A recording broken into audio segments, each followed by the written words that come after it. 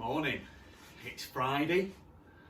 Kids' last day at school before half term, which means I'll probably not get a lot of work done next week, but there we go. And more importantly, I've got this 1984 Kawasaki KX125 on the bench. Now, Kawasaki's are a bit of a love-hate thing, really. And I think early 80s, they're always popular, but they're not as popular as like the Hondas. And I think that's because they had a bit of a rocky start to the 80s, I think. And in the 125 class, I think this was Kawasaki's move forward to try and compete with the rest of the field. And they addressed a lot of like handling issues and things like that, and styling as well. Although I have to say, I think that the styling on the 82 and 83 KX125s is absolutely beautiful, but I know a lot of people don't like it. But I also think that this 84 is beautiful as well, and I like the way that in 84 it kind of, the styling is resembled throughout all of the bikes. So back in 84, if you wanted to be competitive in the 125 class, strangely this bike doesn't have a power valve, but it was the most powerful of the 125s out on the track, stock, and it had the best mid-range, and basically if you could sort the handling out to get it to handle as well as maybe some of the others, and I believe that the issue was really the forks, to sort the forks out rather than the back end, then this would be without a doubt a race or championship winning bike.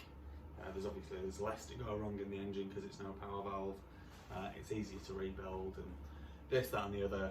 It had it has a hydraulic disc brake on the front. Like I said, I don't think the forks on the front are as good, but it's producing the most power, and in 125s, that's what you need. So this 125 here is a pretty nice bike. It needs a little bit of sorting out, but not a huge amount at all. We'll have a quick look around it, a closer look around it, get her running, fire her up the road, and get her up for sale. I might even offer her to John O'White from Case, because he's just bought an 84 KX80 from me. So this would be a nice big brother for him, I reckon. But he'll probably want to steal it off me, so I'm probably not going to accept stealing money. There we go. We'll see. I'll offer it to him first, and if he doesn't come up with a good deal, then we'll move on to the rest of you. So yeah, let's have a quick look at her, get her do the gearbox tech, get her running, fire her up the road, and then I can move on to my next project. Okay, so as I kind of said, she's in pretty good condition, really. Lots of bits on her look to be really good. Someone's tried to tartar her up a little bit. They've put this horrendous seat cover on. Just noticed that the side panel is not under the seat properly. I'll sort that out. They've probably lost or damaged the silencer and put this FMF on there, which is probably okay. It looks like too big a bore, really, to me.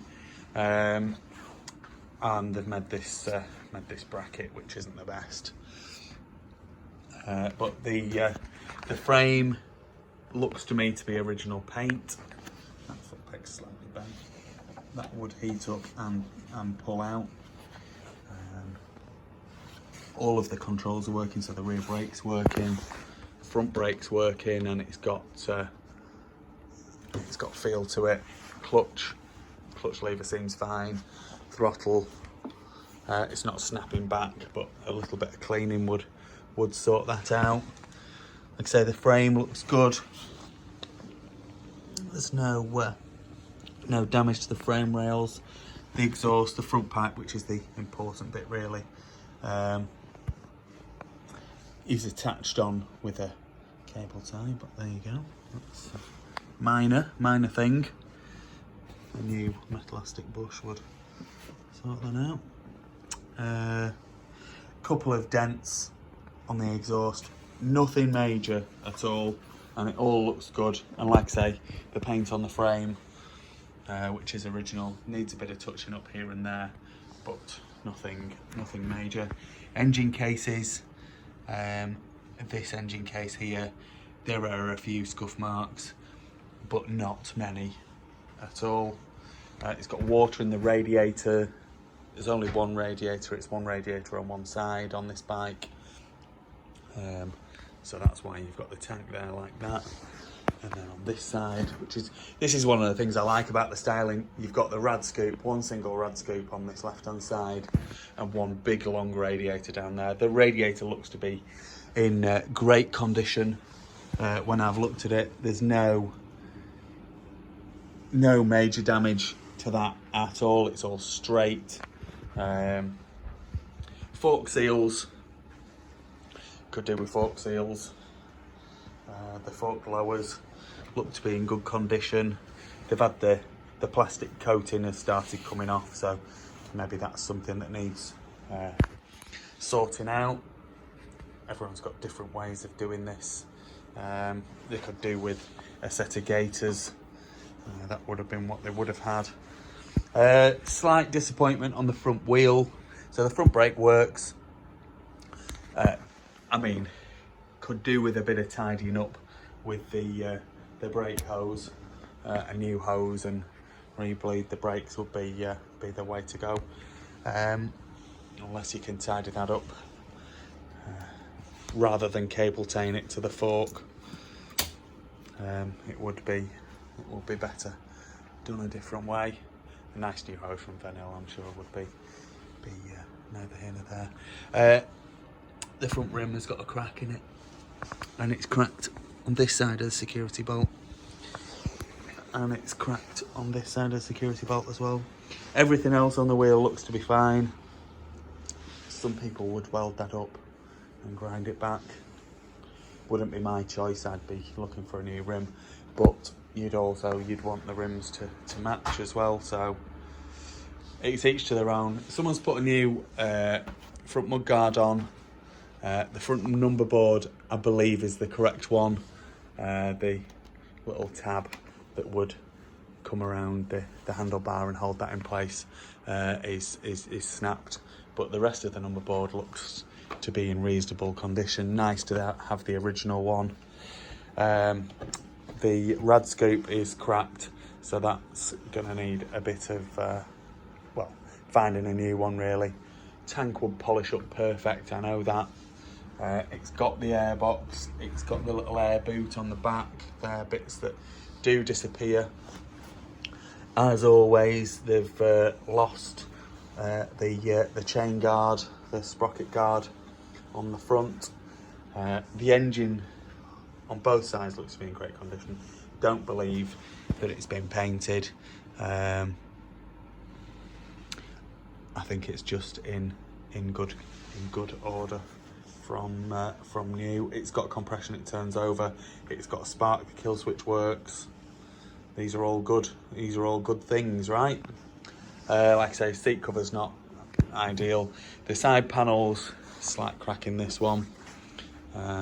This side panel, there's no cracks, but it's slightly bent. I'll take the seat off and make sure that the seat goes over there. The rear wheel is not bent, and I don't think there are any cracks in it. I didn't see any before, just double check. No cracks. There's a fraction of play in the linkage or one of the shock bearings, so that would need sorting. And the swing arm is in great condition. The brake arm is slightly bent there, and the little nut and bolt holding the brake cable on is not ideal, but it's all working, and it's a flipping cracking bike. And I know you don't find these very often, so I know that someone will absolutely love this. I think it's a cool thing. I think it's in really good restorable condition, either to collect or to race. I'm not sure what the classes are at the minute for the 125s. I think it could go in a pre-85. I'm not 100% sure. A 125 racer would know better than I would. I know there's like a pre-83 125 class, so I'm not sure. But yeah, I mean, if you're racing it and you're in bikes of a similar age, you're going to have the most horsepower really with this baby, because it was the biggest horsepower 125 produced in '84. So flipping cracking start really. We all want more horsepower, don't we? That's what we need. Anyway, let's do the gearbox check and get her fired up, and then I can just quickly run her down the road, make sure she goes through the gears under load, and happy days. Okay, so we're in neutral there, down into first, back to neutral, second, third, fourth, fifth, and sixth. 6-speed gearbox on a 125 normally, down to fifth, fourth, third, second, and back into first there, and quickly flip her up into neutral. Lovely job. Go and put my dogs away, because obviously they're gonna flipping kick off when I fire the bike up, so I'll put them away and we'll get her fired up and then fire her down the road. You know what? I've been in the garage. It's been flipping freezing this morning. I thought the forecast was relatively good, nice and dry, this, that and the other. Just opened the garage and it's hammering it down. Hammering it down. I'm not taking it up the road. It's not worth it, is it? So we'll get her fired up and then we can move on to the next project. Sorry about that, guys, but it's just not worth it. It's just not worth it. About that, you know. I'm not going to get to ride it up and down the road, so I'm doing this slightly differently. I've not fired it up yet. We've got a leak, a fuel leak, which has now sorted itself out. Let's I haven't run it yet, so there we go. So it's firing.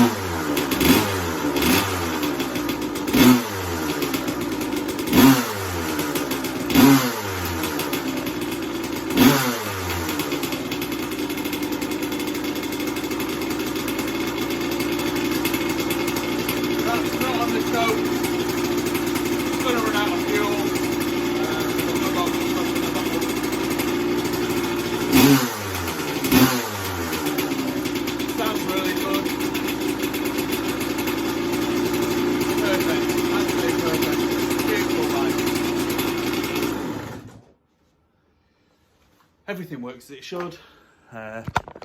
She's runs like a flipping good un, going through the gears, lovely, and I have no reason to believe that she wouldn't be with a tiny bit of work. A fantastic race bike, or a beautifully restored collector's item, because they are gorgeous. It is a gorgeous bike. I love the 1984 shape. I think it's one of the best. Really nice.